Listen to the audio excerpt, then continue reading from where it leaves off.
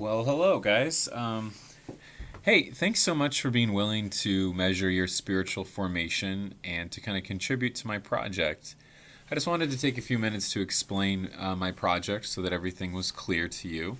And because I'm in fluorescent light, sorry, the lighting's going to come in and out, but my apologies.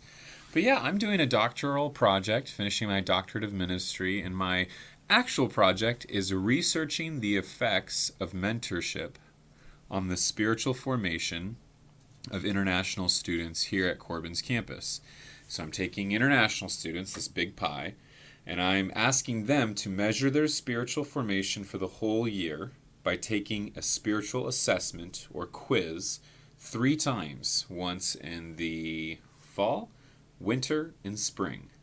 And this big group will all take this assessment 3 times, and they'll see how their scores compare to themselves, measuring how much they've grown in these different areas by answering questions like, rate the following statements: I pray all the time. Probably not, or I love to serve other people, or, something about just, their spirituality. They're just kind of answering questions, and they can compare their fall, winter, and spring and see how much they grew. So I'm doing this with a big group of international students to see how much they grow.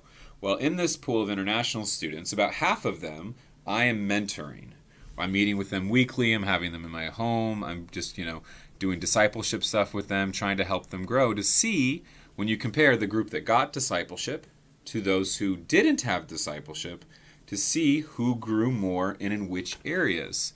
The reason I'm doing this is that I hope to show that students who've had a mentor and somebody to disciple them for the whole year, obviously they grew a lot more. And the reason I'm hoping to do that is because I want to have a meeting with Sheldon Nord, our president, and try to convince him that the teachers and professors here on this campus should be discipling the students so that they might grow more. If Corbin's mission is to make a difference in the world for Jesus Christ, one of the best ways that we can do that, honestly, is by giving you guys our time. So, why are you part of this? You're not an international student. Well, what I want to do for my research project is I want to be able to compare how international students who had discipleship, how much did they grow, and compare it to just international students who didn't. Now, something that might come up is that some people might question, well, how do we know that international students are a fair sample of the regular students? Since international students, there's only like 50 on campus, but of the regular or domestic students, there's like 900. So what I needed to do was find a few students who were, born in the U.S., English-speaking first people, and just have them measure their spiritual growth to see, are their numbers similar to international students? In other words, if I'm going to try to make this statement that when we invest in mentorship, it helps students grow exponentially, for me to establish that connection from international students to just regular Corbin students and make that a fair comparison, I need to have data from both. That's why I've asked you to take these assessments. So why should you do this? Well, number one, you get to see how you grow. Throughout the year, you take this assessment 3 different times, and then at the end, you get to see how much you've grown this year. And I think there could be valuable information. So that's first, you get to see how much you grow. 2, answering questions about yourself is a way of reflecting or meditating on where are you at in your relationship with Jesus. And I think that is always an opportunity to experience new growth right now. By me just asking you, I like to pray about all my decisions. Do you or don't you? If you don't go to a place of shame and feel bad, but instead go, well, actually, I often just make decisions. Maybe I should be praying about them. I feel like that's an opportunity for growth. So by taking these assessments and doing this journey with me, you get to see how much you've grown at the end when I send you graphs and showing you your numbers. 2, I feel like you have the opportunity to grow by just answering these questions. And 3, you're contributing to my research, which is awesome. And 4th, if this project works and I can show that mentorship makes a huge difference, I already have a guaranteed meeting that I get to have with Sheldon at the end of my project. And maybe this project is going to bring huge change to Corbin. I don't know if it will, but it might, and you being a part of it is significant. So here's what you need to know. Whatever information you give me will be anonymous. This will be published in like a journal, but there won't be any names attached to it. Does that make sense? And by journal I mean every dissertation that gets done at the doctoral level is kind of it's researchable or findable through like Google Scholar or just on like the internet. So it will be published, but your names won't be in it.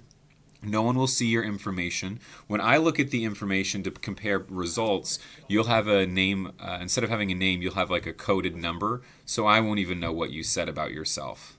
So this is completely anonymous. And how this will work is I'm going to send you a consent form which describes my project. And there's a place to sign because you're giving your permission to me and the university to do this research on you. So you have to sign that. It'll just be a attachment or link sent to you by somebody named Nathaniel Cheney. He is my research assistant, and I'm using a research assistant so that whatever information I get can actually be anonymous. Because you will give your information to him, he'll make sure that I don't know who's who. Does that make sense? So Nathaniel Cheney will send you a consent form. You can digitally sign with a finger, or if you're at a computer, use the mouse pad and sign that way. No problem, no printing, easy. And then after a couple of days, once he sees your consent form, he'll send you a Google link. And the Google link will just be a place for you're going to give your name so that he can catalog the information under your name before he codes it for anonymity. But you're just going to start answering these questions. Should take you about 10 or 15 minutes, and then you're done. And then around finals week, Christmas break, I'll send more links, and you'll retake the same assessment. And then maybe around spring break, April, I'll send it again, and you'll take it a third time. Ideally, I would like you, if you're going to commit to doing this with me, to take it all 3 times so that I can have accurate measurements and so that I can give you kind of the feedback on how you've grown. But so it's pretty simple. I just need you to sign a consent form when it comes to you, and then eventually you should get a Google link with the spiritual formation assessment.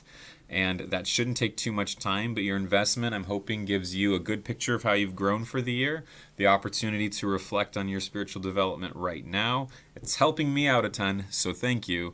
And I hope it brings change to Corbin's campus, and that when people see the results of this project, they realize we need to make sure the students are being invested in by having a one-on-one mentor, somebody that meets with them, invests in them, and helps them grow. And I think that could change the world. Anyway, thanks for your time. That's the project. I'll start getting some emails to you soon. Thanks, guys.